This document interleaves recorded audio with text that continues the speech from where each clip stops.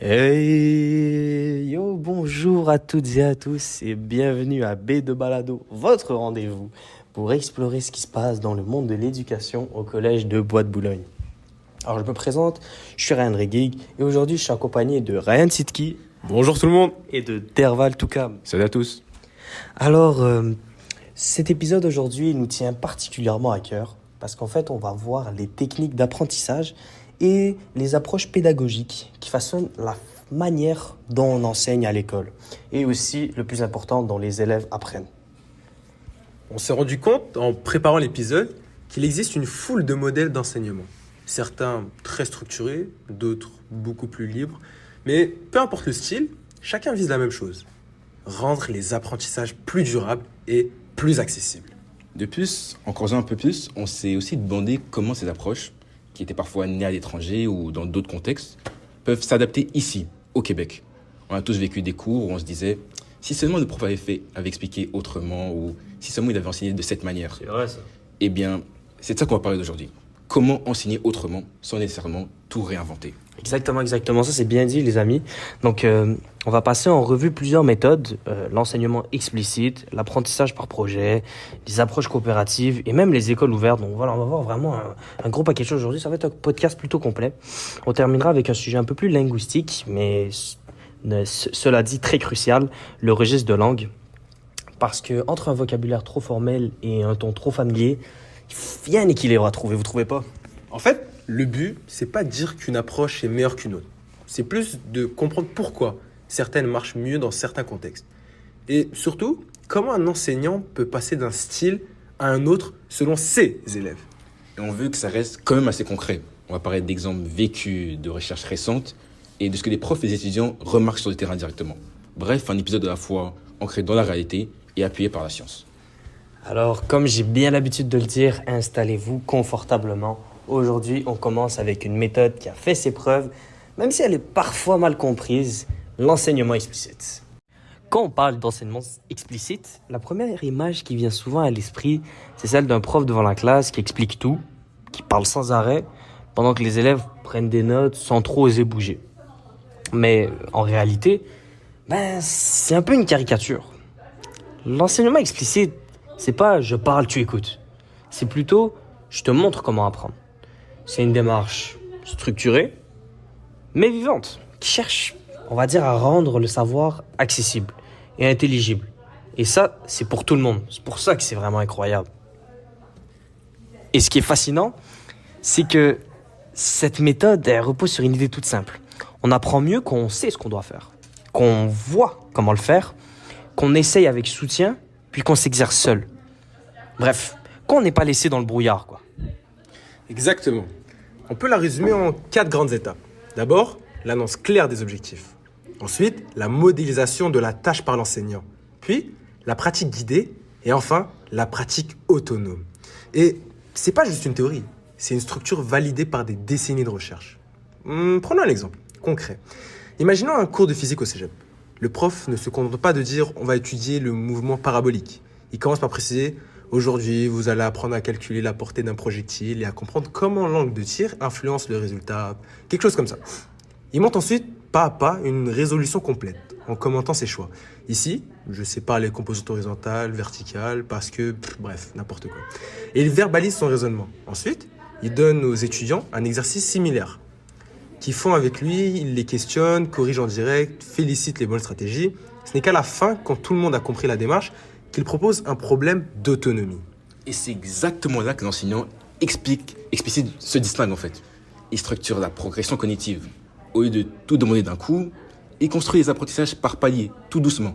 On évite ici la surcharge cognitive, ce fameux moment où le cerveau n'arrive plus trop à tout gérer en même temps. Je me souviens d'un article du réseau de Canopé qui disait qu'un des principes clés de l'enseignement explicite, c'était de rendre visible l'invisible, le processus mental. Quand le prof montre comment il réagit, comment il réfléchit, il ouvre la porte noire de l'expert. Et pour les élèves, c'est souvent une sorte de révélation. Ouais. Parce qu'en vrai, quand on y pense, beaucoup d'élèves échouent, non pas parce qu'ils sont incapables, mais parce qu'en vrai, ils ne savent pas trop ce qu'on s'attend d'eux. Ils essayent de deviner les critères, les étapes, les priorités.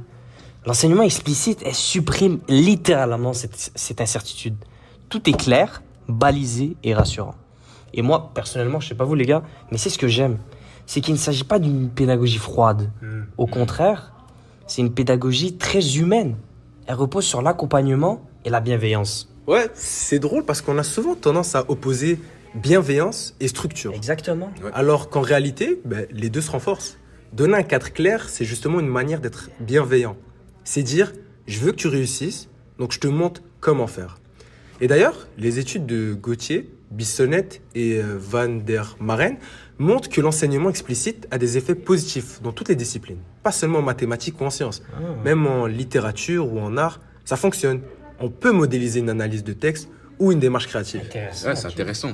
Par exemple, dans un cours de français, un prof peut dire « Je vais vous montrer comment construire un paragraphe argumentatif ». Bref, il écrit au tableau, explique chaque phrase. Ici, je pose ma thèse, là, j'apporte une preuve, puis je termine par une ouverture. Ensuite, les étudiants font un exemple avec lui, puis un autre seul. Ce n'est pas du tout mécanique, c'est structurant. Et contrairement à ce que beaucoup de gens pensent, ça rend pas le cours monotone. Au contraire, ça crée un rythme. Les élèves, ils savent quand écouter, quand participer et quand pratiquer. Il y a une respiration dans la séance. Et ça, c'est essentiel pour maintenir l'attention. Ouais, et je pense que c'est ce qui explique pourquoi l'enseignement explicite produit des résultats solides, surtout auprès des élèves qui ont plus de difficultés. Ouais. Quand on sait où on va, on n'a pas à gaspiller son énergie à deviner ce que le prof veut. Tout le monde avance ensemble. C'est aussi une approche un peu plus équitable.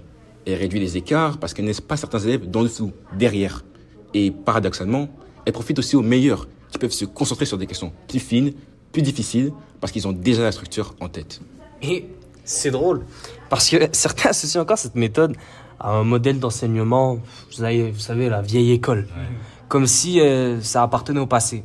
Pourtant, quand on regarde les données probantes, c'est l'une des rares approches dont l'efficacité est démontrée scientifiquement, notamment dans la synthèse de John Hattie. Mais je me demande, je sais pas pour vous les boys, mais concrètement, dans un contexte québécois, comment on peut l'adapter? Parce qu'ici, on valorise beaucoup les approches actives, les projets, les discussions. Comment l'enseignement explicite peut trouver sa place là-dedans? Moi, je crois qu'il faut cesser de les opposer.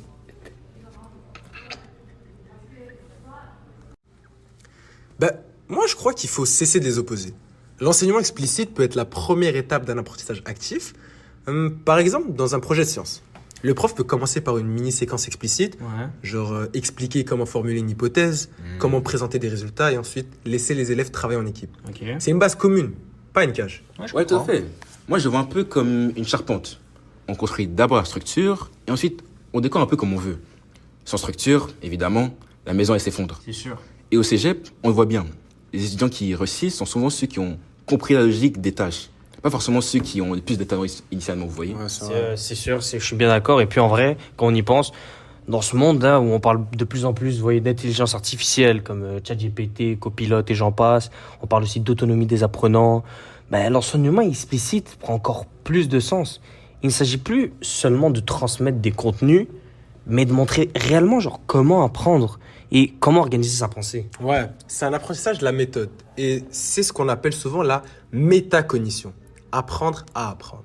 Quand le prof verbalise ses stratégies, voici comment je m'y prends pour résumer un texte, en fait, il apprend à l'élève à se poser les mêmes questions plus tard. Et à long terme, ça rend les étudiants un peu plus autonomes, vous voyez. Ils finissent par se dire, ok, pour comprendre un nouveau concept, je vais d'abord reformuler la consigne, repérer des mots-clés, puis tester un exemple. C'est exactement ce que fait le prof en modélisant. Ok, donc là, les gars, ce que vous me dites, c'est que si on résume ça, l'enseignement explicite, c'est à la fois une stratégie de clarté, une stratégie d'équité et une stratégie d'autonomisation. Et c'est drôle, parce qu'au fond, ce qu'on appelle explicite, c'est juste enseigner en pensant à voix haute. Ouais, exactement. Et je dirais même que c'est enseigner avec empathie. C'est se rappeler qu'apprendre, c'est difficile et qu'il faut guider sans infantiliser. Et ça fonctionne à tous les niveaux, du primaire à l'université. Ouais. Même à l'université, un prof qui explique sa démarche de recherche, qui dit « Voici comment j'ai organisé mes sources », rend son processus transparent, lisible pour tout le monde. Les étudiants adorent ça parce qu'ils se sentent enfin dans la tête du chercheur. Je pense que c'est ça, comme tu viens de le dire, la vraie puissance de cette approche. En fait, elle reconnaît que le savoir et la pédagogie, elle se contente pas que de dire quoi, elle montre réellement comment. Et surtout, elle ne s'oppose pas à la créativité, Ouais, elle la prépare. Une fois qu'un étudiant maîtrise la structure, il peut créer, innover, explorer. Ouais, c'est vrai. C'est comme en musique. Tu apprends d'abord les gammes et ensuite tu improvises. Exactement. Sans la base, l'improvisation devient du bruit. L'enseignement explicite, c'est la grammaire de l'apprentissage, vous voyez? Ah ouais, j'adore cette comparaison. On pourrait dire que c'est la grammaire de toutes les disciplines même. Et sur ce, je crois qu'on a bien planté le décor pour notre prochain sujet. Parce que si l'enseignement explicite donne les fondations, notre prochain thème montre ce qu'on peut construire par-dessus. Les projets, les collaborations, les situations d'apprentissage actives. Ouais, l'apprentissage par projet. C'est un autre univers. Plus ouvert, plus libre, mais qui gagne justement à s'appuyer sur les bases explicites. Alors, on se retrouve juste après la pause pour explorer comment on passe du cadre à la créativité. Parfait. Petite respiration musicale et on revient avec la deuxième partie de notre discussion, la gang.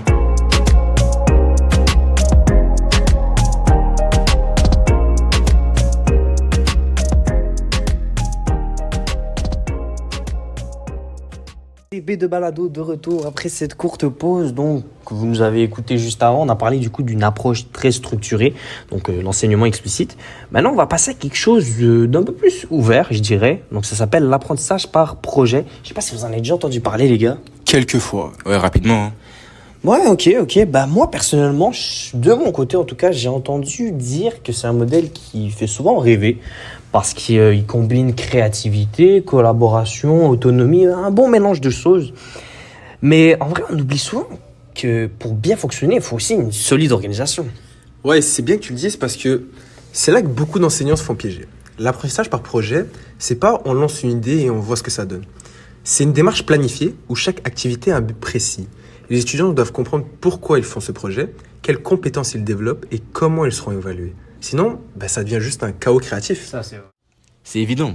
Un projet réussi, c'est d'abord une problématique claire. Il faut que les étudiants sentent qu'ils répondent à une vraie question. Un défi qui fait sens pour eux, vous voyez. Par exemple, comment réduire le gaspillage alimentaire à la cafétéria du cégep? Ou comment vulgariser un concept scientifique à des enfants de 10 ans? Ce genre de questions qui donnent réellement envie de s'impliquer. Mais exactement, c'est exactement ça. Et littéralement, tu le pointes du bout du doigt, mon petit Derval. Donc, c'est ce qui me plaît dans ce type d'apprentissage. En fait, il pousse littéralement les étudiants à mobiliser des savoirs dans un contexte réel. On n'est plus seulement dans de la théorie vague. On crée quelque chose, on résout un problème, on voit les retombées de ce qu'on a fait. D'ailleurs, plusieurs études le montrent, hein. L'apprentissage par projet, ça augmente la motivation intrinsèque des étudiants, surtout quand ils ont une part de contrôle sur le processus. Et c'est aussi ce que Michel et Lavoué, donc qui sont deux chercheurs dans l'éducation, ont observé. Les étudiants engagés dans des projets collaboratifs développent à la fois des compétences cognitives, mais aussi des compétences sociales. Ils apprennent à communiquer, à négocier, à gérer leur temps. Et tout ça, ce sont des compétences transférables qu'on valorise énormément aujourd'hui. Mais pour que cela marche, il faut éviter un piège. Croire que la liberté suffit. Un bon projet, c'est une liberté encadrée. Les rôles doivent être définis, clairs, les échéances connues, les critères visibles. Sinon, certains étudiants s'investissent beaucoup, d'autres se laissent porter. Et au final, on évalue plus la personnalité que le travail. Ouais. Et comme tu viens de le dire, c'est un point assez crucial, hein. Le rôle du prof dans l'apprentissage par projet, c'est presque celui d'un chef d'orchestre, à l'instar de Mozart et Beethoven. Il joue pas chaque instrument, mais il s'assure que tout le monde reste dans le rythme. Il coordonne, il recentre, il stimule. Et surtout, il aide les étudiants à faire le lien entre ce qu'ils font et ce qu'ils apprennent. C'est exactement ça. Et j'irais même que dans un projet réussi, l'enseignant garde toujours une part d'explicite. Il montre comment planifier, comment se fixer des objectifs, comment s'auto-évaluer. Sans cette dimension, le projet perd son ancrage pédagogique. Et ça, on le voit très bien sur le terrain, hein. Par exemple, dans un cours de communication, si on demande aux étudiants de créer un balado, hein, comme nous d'ailleurs, il faut leur donner des repères. Comment structurer un épisode, comment répartir des tâches, comment vérifier la cohérence du message. Sinon, on finit avec un résultat désorganisé et l'apprentissage n'est même pas aussi riche qu'il pourrait l'être vraiment. Ah, exactement. Et après, ça peut mener à des étudiants qui vont être peut-être déçus de leur travail. Et je trouve que ce que tu dis, ça montre bien le lien entre les deux blocs. L'enseignement explicite prépare à l'apprentissage par projet. Dans le premier, on apprend la méthode. Dans le second, on l'applique en contexte. C'est pas vraiment deux mondes opposés, mais deux faces complémentaires du même apprentissage. Ouais, et c'est d'ailleurs ce que plusieurs pédagogues appellent le modèle hybride. Ok. On alterne entre des moments de structuration et des moments d'exploration. Par exemple, le prof commence par expliquer comment analyser une donnée. Ouais. Ensuite, les étudiants partent en projet de recherche pour appliquer la méthode sur un cas concret. On garde la rigueur du cadre, mais on y ajoute la liberté de créer. Ok, intéressant. Et ces libertés-là, elles changent tout. Elles font que les étudiants ne travaillent plus pour une note, mais pour un résultat concret, quelque chose de physique. Ils veulent que leur projet marche, qu'il soit beau, utile, crédible. Et c'est cette implication réelle qui développe la persévérance. Je suis totalement d'accord. Par contre, faut faire vraiment attention. Pour que ce soit motivant, il faut que le projet, forcément, il soit atteignable. S'il est trop ambitieux, les étudiants se découragent. S'il est trop simple, ils s'ennuient. Ouais. C'est là que la préparation du prof, elle est essentielle. Il doit doser le défi pour maintenir ce qu'on appelle la zone proximale du développement. Ni trop facile, ni trop difficile. Ouais, c'est tout un art. Et ça rejoint ce que Tremblay et Leduc, donc deux chercheurs en sciences de l'éducation, rappellent dans leurs travaux sur les pédagogies actives. La réussite d'un projet repose moins sur son originalité que sur la qualité de l'accompagnement. Le prof doit savoir quand intervenir et quand se retirer. Et puis, il y a un autre aspect souvent oublié, l'évaluation. Dans les pédagogies actives, on parle beaucoup d'évaluation formative. Il ne s'agit pas de juste mettre une note à la fin, mais de donner de la rétroaction tout au long du processus. Important. Savoir comment ça marche. Est-ce qu'on a bien réussi? Par exemple, chaque équipe peut remettre un journal de bord, recevoir un retour écrit, puis ajuster sa méthode avant la version finale. Ouais, c'est très populaire dans plusieurs cours au cégep et je trouve que c'est vraiment important parce que souvent dans les projets, les erreurs, c'est pas un échec, c'est des occasions d'apprentissage. L'idée, c'est de transformer l'erreur en feedback. Et quand les étudiants comprennent ça, ils osent plus et ils expérimentent davantage. Ouais, et ça rend le climat de classe beaucoup plus sain. Au lieu d'avoir peur de mal faire, d'avoir peur de montrer son travail, les étudiants se sentent soutenus. Et paradoxalement, ils deviennent plus exigeants envers eux-mêmes. Et je trouve que ça rejoint une dimension un peu plus humaine qu'on oublie parfois. Juste le plaisir. Un projet bien mené, c'est souvent un moment fort dans un parcours scolaire. Quelque chose dont on est fier. Les étudiants en gardent un souvenir positif parce qu'ils ont appris en créant quelque chose de tangible, de concret. C'est vrai et honnêtement, pour l'avoir expérimenté moi-même, ce plaisir-là, il a une vraie valeur pédagogique. Il alimente littéralement la mémoire. Quand on vit une expérience marquante, on retient mieux les connaissances associées. On pourrait dire que l'apprentissage par projet, c'est la pédagogie de l'expérience et du vécu. Et en plus, ça prépare très bien la vie professionnelle. Dans la plupart des métiers, on ne travaille pas seul. On collabore, on gère un temps, un budget, un objectif. Les projets reproduisent ces conditions réelles. Donc, les étudiants se sentent plus prêts à affronter le marché du travail. Absolument. Et c'est aussi un moyen de développer la communication. Présenter son travail, expliquer ses choix, défendre ses propres idées. Tout ça, c'est du langage en action. Mais justement, les gars, surtout toi, Darwal, tu parles de langage. Et je trouve que c'est une transition très bien trouvée vers la suite. Parce que dans tout ça, il y a un facteur que beaucoup d'entre nous sous-estiment souvent. La manière dont on s'exprime. Que ce soit dans un cours, un projet ou une évaluation, la façon de parler ou d'écrire, ça influence énormément la compréhension. Ouais, le fameux registre de langue. Faut-il être formel, familier, technique? Exact. Comment trouver le bon ton pour que tout le monde dans la salle nous comprenne? C'est dur à trouver. C'est évidemment un enjeu majeur, surtout en enseignement. Un mot mal choisi peut créer une distance, ou au contraire, une proximité. Exactement. Donc, la gang, après la pause, on plonge dans cette dernière partie. Comment adapter le registre de langue pour que l'apprentissage soit plus inclusif et plus efficace. Et vous allez voir, c'est pas qu'une question de vocabulaire, c'est une question de justice linguistique. Ouais. Parce que bien enseigner, c'est aussi bien communiquer. Bon, très bien dit tout ça, la gang. Donc, on revient tout de suite après cette courte transition musicale.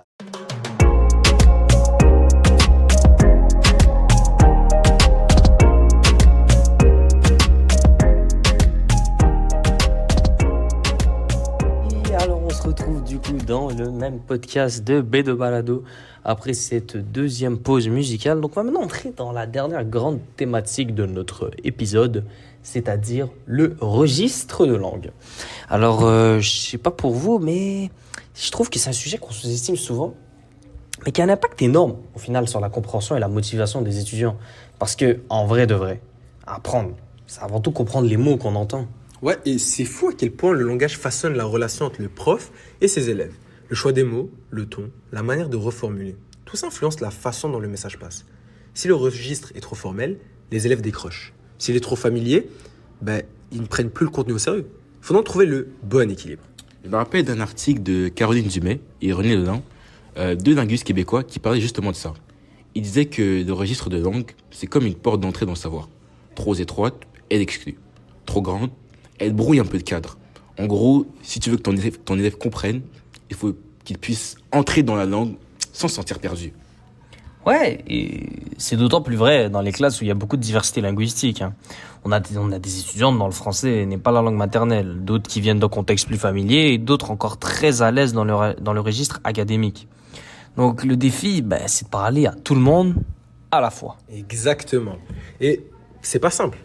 Parce qu'il faut adapter son langage sans le diluer. Par exemple, au lieu de dire nous allons aborder la notion de causalité linéaire. Un prof peut dire on va voir comment une cause entraîne un effet de façon directe. Ensuite, il peut introduire le mot causalité. Il part du concret pour aller vers le conceptuel. C'est ce que la chercheuse Yang appelle le principe du glissement progressif. Elle enseigne le français en Chine et elle a montré que le fait de passer du registre courant au registre formel en expliquant les mots techniques aide énormément à la compréhension. Les étudiants sentent qu'ils apprennent un vocabulaire nouveau, mais sans rupture brutale. Et franchement, je trouve ça génial comme approche. Et c'est aussi une question de respect, hein. Utiliser un langage clair, c'est pas parler bébé, c'est parler inclusif. C'est reconnaître que tout le monde n'a pas le même langage linguistique, mais que tout le monde mérite de comprendre. Et ça, c'est même pas une question. Ouais, et c'est une erreur fréquente. On croit que simplifier, c'est abaisser le niveau. En réalité, c'est rendre le savoir accessible. On peut être rigoureux tout en restant clair. Les bons enseignants sont souvent d'excellents vulgarisateurs. Et c'est là que la notion de registre pédagogique devient très intéressante. Parce que le prof, il navigue constamment entre plusieurs registres. Celui du savoir, académique, celui de la relation, plus familier, et celui de la gestion de classe, plus du directif. Il faut apprendre à jongler avec ces trois dimensions. Ça, c'est bien vrai. Par exemple, quand un prof dit « Ok, tout le monde sort son cahier », il est dans un registre d'action. Mais quand il explique un concept théorique, il monte dans un registre plus formel. Et quand il encourage un élève en disant « C'est pas grave, essaie encore », il passe dans un registre plus empathique. Cette alternance, c'est ce qui rend la communication vivante, vous trouvez pas ? Oui, et aussi elle est nécessaire. D'ailleurs, dans une étude menée à l'université de Laval, on a remarqué que les enseignants qui varient leur registre ont des classes plus attentives et plus participatives. Les élèves sentent que le langage est un espace partagé, pas un code fermé. Mais je crois qu'il faut aussi enseigner ça aux étudiants. Leur montrer qu'il y a plusieurs niveaux de langue et qu'ils peuvent changer de registre selon leur contexte. Parce qu'apprendre à adapter son langage, c'est une compétence sociale et professionnelle qui est essentielle. Oui, complètement. C'est un point souvent oublié dans les cours de français au cégep. On apprend à écrire, mais pas toujours à choisir le ton juste. Pourtant, dans la vie professionnelle, savoir adapter son registre dans un courriel, une présentation, un entretien, c'est aussi important que la grammaire. Et même en apprentissage des langues, c'est capital. Les chercheurs comme Dumais ou Yang insistent sur la conscience métalinguistique. Comprendre pourquoi on choisit tel mot plutôt qu'un autre. Ça, c'est une compétence de haut niveau, mais elle se construit par la pratique. Et ça marche dans les deux sens. Les profs doivent être conscients de leur registre, mais les étudiants aussi. Par exemple, dans une discussion, si un prof utilise un mot technique, il peut tout simplement demander « Quelqu'un peut me reformuler ce mot dans ses propres mots ?» Et là, on crée un pont entre les registres. Franchement, moi, j'ai eu quelques profs qui ont utilisé cette technique et je la trouve magnifique. C'est juste une super stratégie. Et ça fait aussi tomber la barrière hiérarchique entre celui qui sait et ceux qui apprennent. Le langage devient un outil de co-construction du sens, pas un outil de domination. Ouais, parce que, faut le dire, le registre de langue, c'est aussi une question de pouvoir symbolique. Ouais. Parler comme un prof peut parfois intimider. Si on ne rend pas le langage accueillant, certains étudiants n'oseront jamais poser des questions. Ça, c'est très Tout à fait, hein. Et c'est là que le registre devient un outil d'équité. Quand on vulgarise, quand on reformule, on réduit les inégalités liées au capital culturel. On permet à tous d'entrer dans la discussion. Et en vrai, ça rejoint un peu ce que disait Paulo Freire, un grand pédagogue brésilien, pardon. Donc il disait quoi ? Il disait « L'éducation est un acte de dialogue, pas de domination ». En gros, ce qu'il voulait dire, c'est qu'enseigner, ce n'est pas imposer un discours, c'est créer un langage commun. Ouais, et ce qui est beau avec cette idée, c'est qu'elle remet le langage au cœur de la pédagogie. On ne transmet pas seulement des connaissances, on partage une manière de parler du monde. Et ce partage-là en question, il se passe par des petits gestes. Un mot reformulé, un exemple concret, un ton plus inclusif, des choses simples, mais qui changent toute la perception de la classe. Ouais, et franchement, les gars, je pense que on peut dire que le registre de langue, c'est un peu comme l'ambiance sonore de l'apprentissage. On ne la remarque pas toujours, mais elle influence tout. Je suis d'accord. Quand le ton est clair, bienveillant et vivant, l'attention, elle suit naturellement. Ouais, quand le ton est trop rigide ou trop technique, on sent comme une distance. C'est pour ça que la formation des enseignants devrait inclure des modules sur la communication orale et linguistique. C'est un vrai savoir-faire professionnel. Et d'ailleurs, plusieurs programmes le font déjà. Par exemple, certains cégeps offrent des ateliers où les futurs profs s'enregistrent en train d'enseigner pour analyser leur langage. Est-ce qu'ils parlent trop vite, trop compliqué, trop monotone? C'est assez formateur en fait. Ah Très là là, intéressant. qu'est-ce que c'est génial. En fait, juste à en parler, j'en ai des frissons. Parce qu'au final, la pédagogie, c'est une question de voix. Voix avec un X, pas avec un E. La voix au sens sonore, mais aussi au sens symbolique. Quelle voix on donne à l'élève? Quelle voix on prend comme enseignant? Exactement. Et trouver le bon registre, c'est trouver la bonne distance. Assez proche pour être accessible, assez exigeant pour faire grandir. Je crois qu'on pourrait résumer ce bloc par une phrase. Bien enseigner, c'est bien parler. Mais surtout, faire parler. Oh là, mon Derval, qu'est-ce que j'adore ça. Le registre de langue, c'est le fil invisible qui relie les idées, les mots et les personnes. Et quand il est bien ajusté, tout s'harmonise. Et ça nous mène naturellement à notre dernier thème, comment ces principes d'équilibre et de clarté peuvent s'appliquer dans des approches encore plus libres, comme les écoles ouvertes, mais aussi les apprentissages coopératifs. Oui, là où le langage, la liberté et la collaboration se rejoignent. Je sais que vous aimez ça, nos petites pauses musicales, alors encore une fois, on va prendre une petite pause et on reviendra pour notre dernier bloc, les écoles ouvertes et la liberté guidée.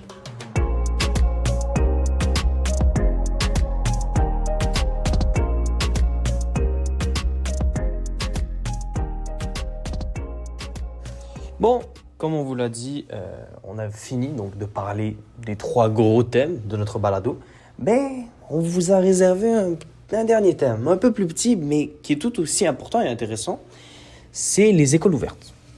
C'est une approche qui intrigue souvent parce qu'elle remet en question le modèle classique du prof devant les élèves.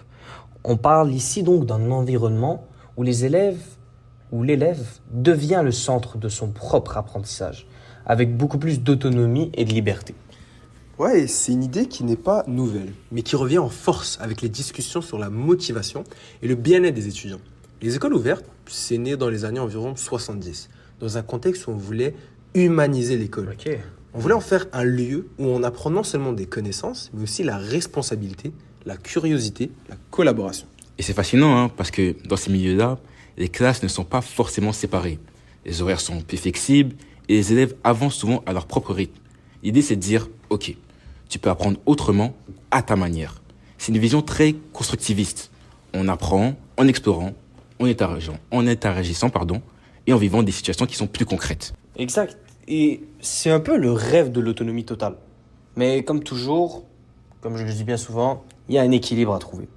Parce que trop de liberté, au final, ça peut devenir déroutant. Et c'est là qu'intervient le concept de liberté guidée. Ça peut sembler un peu bizarre, mais c'est rien de très compliqué. En gros, on laisse les élèves choisir leur chemin, mais on garde des repères clairs pour ne pas les perdre en route. Tout à fait. C'est ce qu'expliquait Pierre Lyonnais, un chercheur de l'UQAM, quand même assez connu, dans ses travaux sur les approches critiques. Il disait que la vraie liberté, c'est celle qui se construit avec des balises. Sans structure, la liberté devient floue. Avec trop de structure, elle disparaît. Le rôle du prof, c'est donc de trouver ce juste milieu. Et ça, ça demande une posture un peu différente de la part de l'enseignant.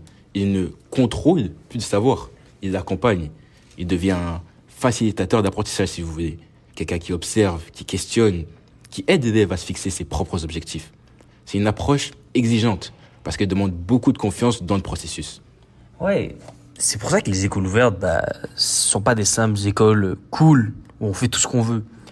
Non, en réalité, c'est très réfléchi. Et c'est un lieu où les enseignants ils travaillent ensemble pour maintenir une cohérence pédagogique.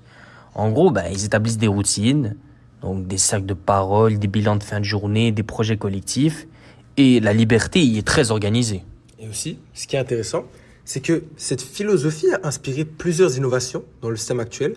Par exemple, les espaces d'apprentissage flexibles, qu'on voit maintenant dans certains cégeps ou écoles secondaires, des classes modulables, des zones de travail collaboratifs. Et tout ça, ça vient directement de cette idée d'ouverture et d'autonomie. On le voit aussi dans la pédagogie coopérative. C'est un peu la version la plus structurée de l'école ouverte. Les étudiants travaillent en petits groupes avec des rôles précis, mais l'enseignant reste à distance. Il ne dit pas quoi penser, il aide à penser ensemble. C'est vrai, et c'est ce que j'aime en réalité dans cette approche. C'est qu'elle met en avant la responsabilité partagée. Chacun apprend pour soi, mais aussi pour le groupe. C'est une façon d'apprendre la vie collective, la démocratie en miniature, si je puis dire. Ouais, et ça correspond bien aux valeurs d'aujourd'hui.